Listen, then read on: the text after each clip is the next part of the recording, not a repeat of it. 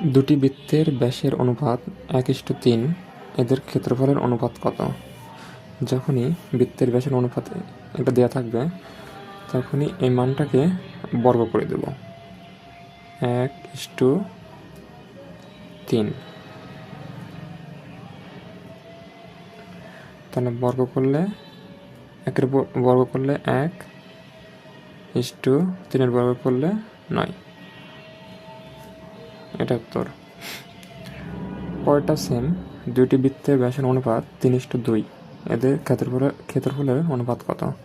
তাহলে এটাকে বর্গ করে দেব 2, 3-এর বর্গ করলে 9, 2-এর বর্গ করলে 4। দুটি বৃত্তের ব্যাসের অনুপাত 3:4, এদের ক্ষেত্রফলের অনুপাত কত? এটা আপনারা কমেন্ট বক্সে জানাবেন।